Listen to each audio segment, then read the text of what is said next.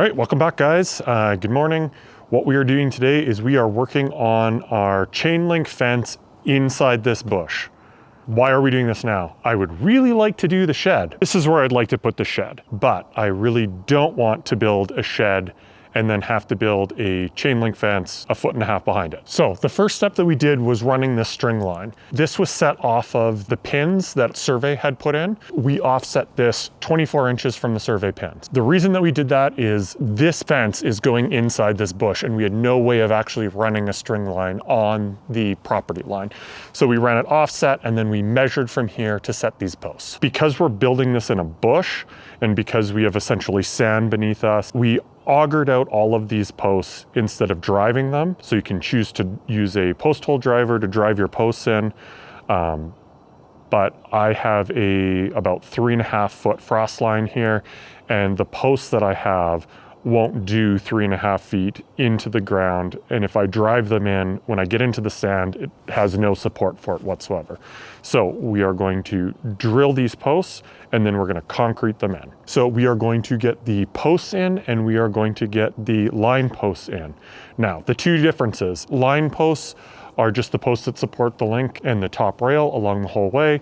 The end posts or terminal posts are a larger diameter post that will allow us to attach the fabric to it and stretch it.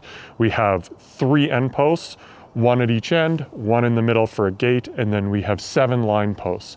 Okay, with the holes vacuumed out, it's time to put in these posts. So what I have here is I have black powder coated 2 3/8 inch posts, end posts. So they're quite a bit bigger than you get at Home Depot. Now I got all of my materials from a local fence supplier instead of Home Depot because it's cheaper and you can get the actual industrial better quality stuff. So the plan is I'm gonna put half of a bag of concrete in because these holes are deeper than the posts are gonna go. I'll set the post in place and then pour the other half bag in after that. I am mixing mine with a paddle mixer in a bucket instead of in a wheelbarrow because it just makes it easier to dump into the holes. So let's get after it. So the way I do this is I just cut the bag in half.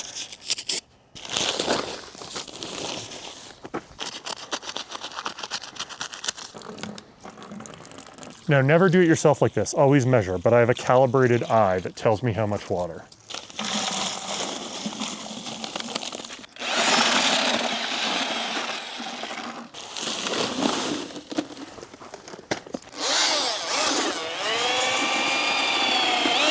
My calibrated eye was off.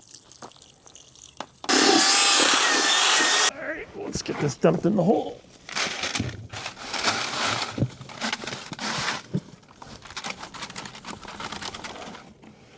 There we go. And that's about half the hole filled up. So you just can kind of see it there. So what we're gonna do is grab our post, pull the plastic off the bottom of it. I'm gonna set these posts in mostly to my side. It's 22.5, so 24 is center. I'm just gonna it over a bit. Now I'm just gonna level this. If I had my magnetic level, it would be better. So that is now level. So now what I'm gonna do is I'm gonna mix up my second set of concrete, pour it around the post,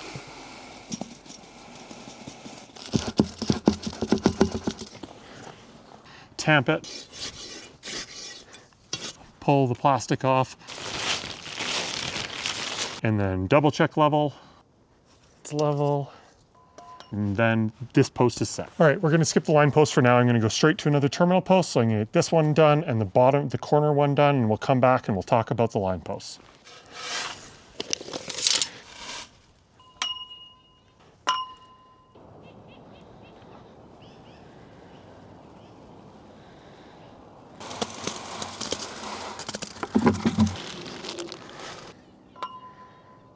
It's amazing how good a job your eye can do. 2 end posts. I'm gonna dump another bag of concrete in there just because this is gonna be a pretty substantial post, and we'll go from there. We are going to get the line posts in. All of our line posts are 1 7/8 inch posts that will be used to support the fabric. So what I'm doing is I'm making sure I have at least 5 feet out, and then I will cut these posts off after the fact, because I think they need to be 2 inches lower than that. All right, so I need about that depth.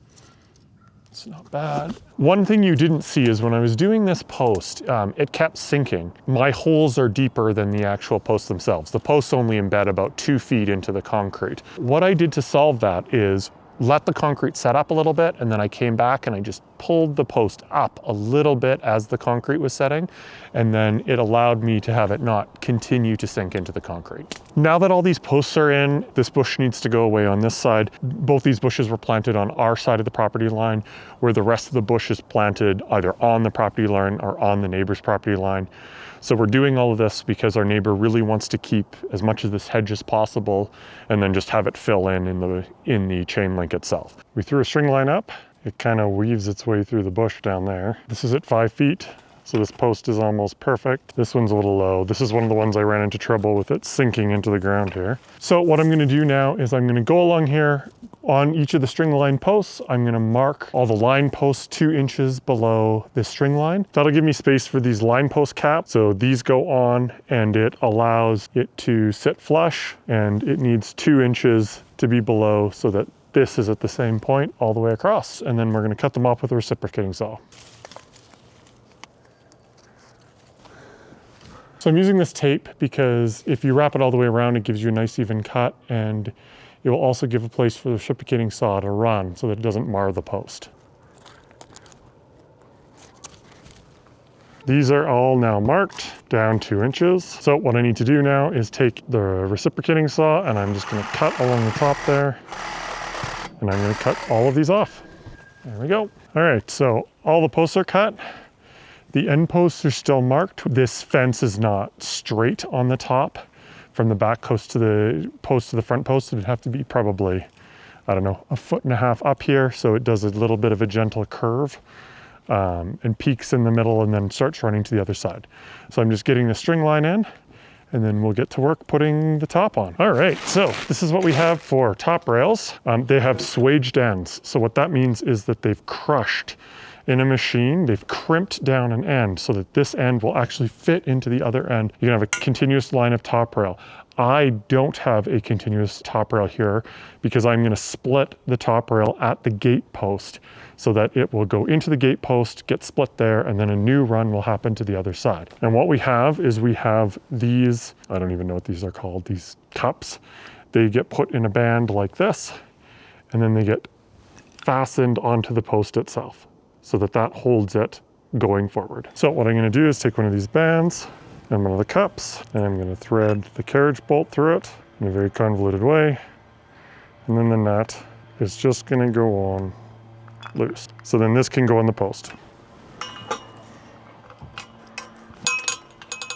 And then that's ready to have the top rail.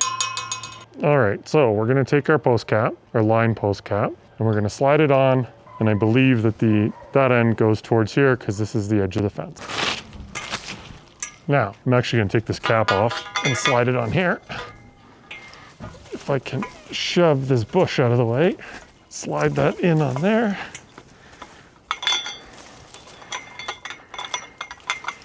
This cap can go over here.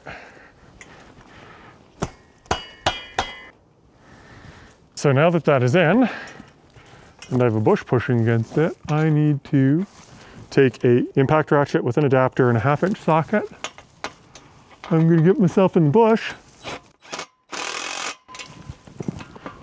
And I'm gonna tighten it a little bit. The reason that I'm only tightening this a little bit is I think this is the wrong height, question mark. I think I might have to actually go down with this, but I'll figure that out on the run. Throw my end on it. All right, so you'll see that swaged end there. So hypothetically, I should just be able to slide this one, if I can get it off of the branches, onto it like that. That is one piece.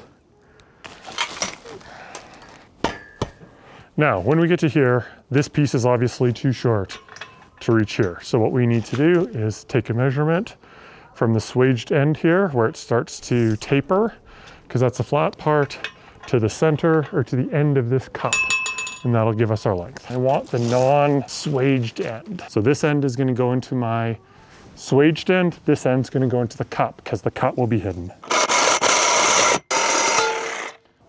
So this should this off. That all swaged in. I'm bending this out to me, and then it just goes in.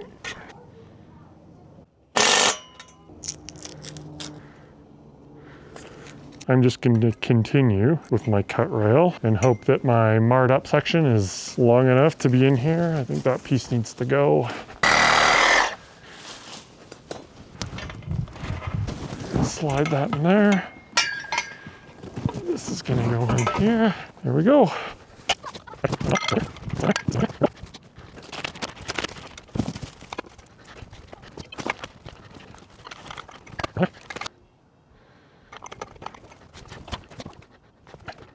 This is a little short, as I kind of knew that it needed to be up a little bit, but hopefully it'll be okay. I'm in a bush. All right, so I am just gonna do this by myself, which is gonna be impossible, I think. All right, for this longer length, I don't think I'm gonna bother measuring it. What I'll do is I'll throw this up here, lay it out, mark it. I'm just marking it with some tape. What I'm gonna do is I'll slide the collar on there, slide the post together, slide that down, and then we're gonna go to the end post here. So I popped off the caps on most of the run. Loosen up this bolt. I'm gonna take off the bolt completely. I'm gonna slide this end on, slide this on, and I will put the bolt back in here. And there we go.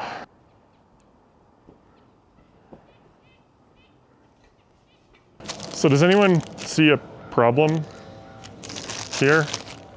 Can't.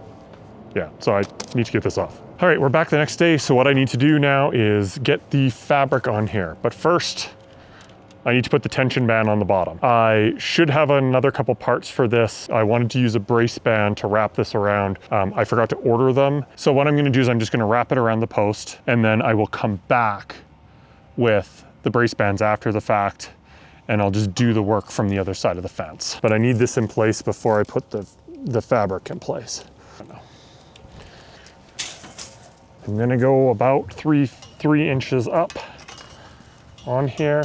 So I'm just gonna give it a couple wraps, and then I'm gonna take a pair of pliers, I'm gonna twist, and that should be good enough, I hope. All right, so let's unroll this.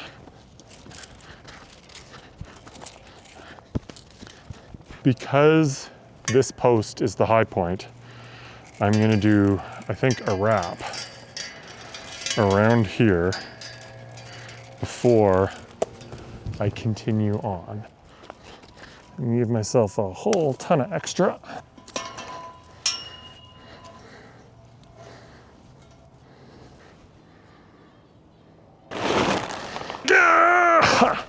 All right, here's what we got next. This is our 5-foot fabric. So we're gonna have to now do the fun part, which is unrolling this along this fence. It should be decently straightforward, I hope. So when you do this, you're gonna need an actual good set of side cutters. This is super heavy.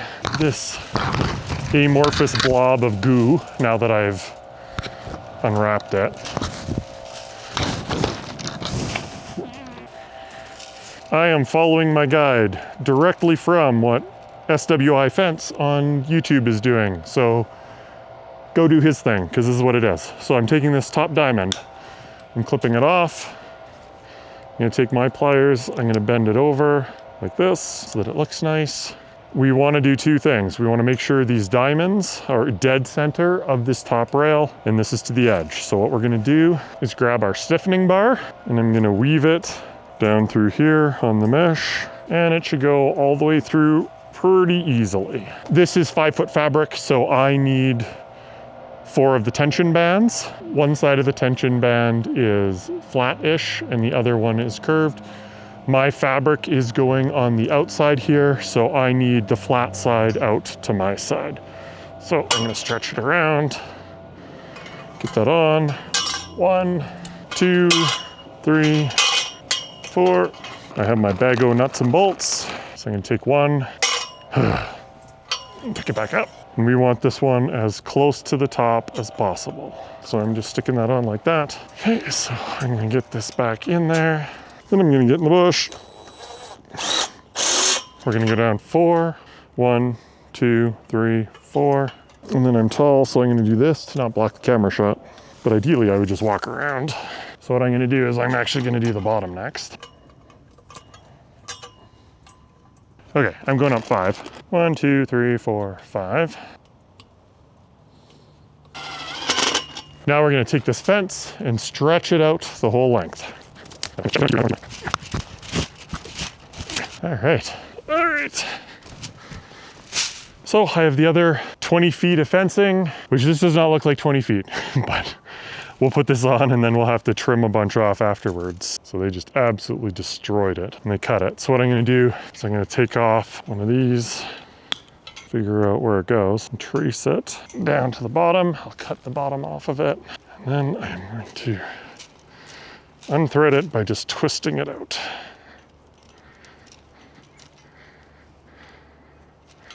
So now I can get rid of this ratched section. So this may be hard to see because it is black, but what we are gonna do is we are going to take these two fabrics and stitch them together with this piece here.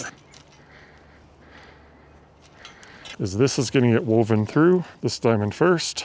So this diamond, and then this diamond. So now that I have that will hold, I'm just gonna go from one diamond to the next, to the next, to the next. Okay, so I'm just doing a twist at the top, 90 degrees. 90 degrees each time it grabs a diamond. I guess it's not 90 degrees, technically it's 180 because I'm flipping it back to front, down all the way to the bottom here. Okay, so down here at the bottom, you're gonna take your loops and then you want to match the pattern. So this loop is gonna get stuck in there. Bend those over. That's the bottom secured. Now we're gonna go up here to the top, loop the loops together, crimp them back down. And this is now one solid mesh all the way to the end. Okay, so we have the fabric all knit together over here.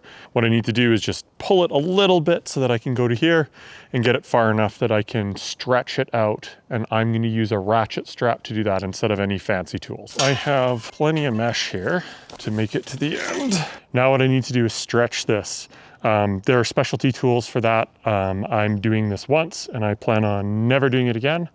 So I am going to use a 2x4 and a piece of wood and some screws to show you how to pull this and stretch it without any tools at all. So I don't know if it's gonna work, but we're gonna try it. I'm gonna go a few feet away from the end post, 4 or 5 feet away. I'm gonna take a 2x4. I'm not gonna put it there because then I'm gonna run into a bush. And then all I'm gonna do is take a piece of plywood, drive a screw through it, line it up with a set of mesh. I'm gonna make sure that this is lined up. Now what I'm gonna do is take a ratchet strap. All right, stay. So I don't really want to over tighten this. So you want a little pull on the fence fabric. And I went to the far end and I checked to see how squishy it is. And I think that's gonna be good. Okay, I'm pretty happy with that. It is pretty stretched. So it's twisted a little bit in the puller. So I'm gonna need to account for that by pulling just a little bit more.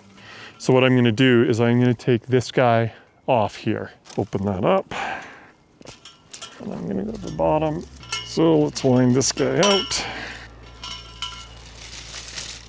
So I'm gonna do the same thing I did before. I'm gonna cut this pliers to bend it over to make it look pretty. Now we're gonna slide the tension band in. We're gonna throw on these tension bands now. Get this one at the top, and it needs to be as tight as possible. So I may need to throw another couple ratchets on this just to pull it a bit tighter. All right, so I'll throw another one at the bottom here. It should hold itself now. 1, 2, 3, 4, 5. 1, 2, 3, 4, 5. Let's get these tightened down. And I need a longer socket. Now, let's see if we can release the tension off of my contraption.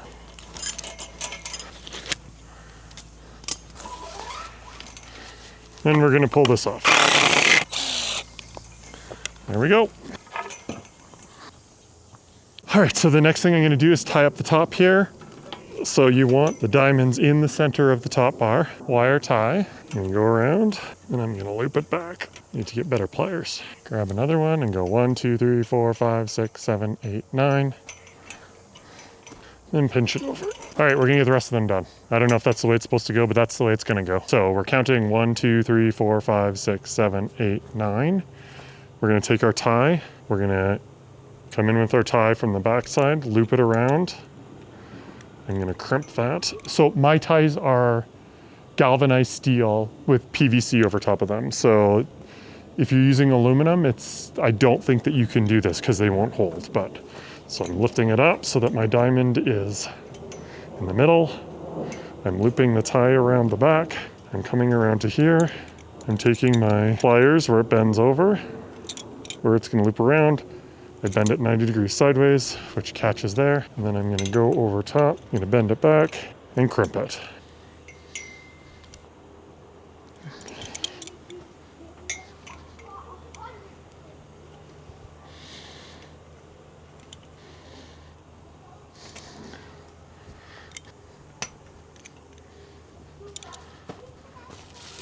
All right, now we're gonna take our stick ties and we're going to wrap the posts as well. Same way, I'm gonna pre-crimp this.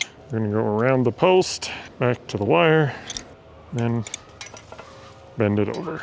And then we're gonna count 1, 2, 3, 4. We're gonna do one here. This would be a lot easier from the other side of the fence. Wrap around, and then crimp. So what we're gonna do is we're gonna take this, I'm gonna do a bend up at 90 degrees. This is gonna get crimped down so it just hooks. And then I'm gonna take it and I'm gonna pre-bend it. Okay, branch, get out of the way. There we go, crimp that over, crimp that down, done. Our last job here is at the bottom. We have these, what are called dog rings. All these are doing is holding these two together. So I just squished them with the pliers. It holds it together. But you can just do this, grab one section, pull the wire here. I'm gonna try and get the whole thing. There we go. All right, we are now done. The entire fence is on. We have the tops on.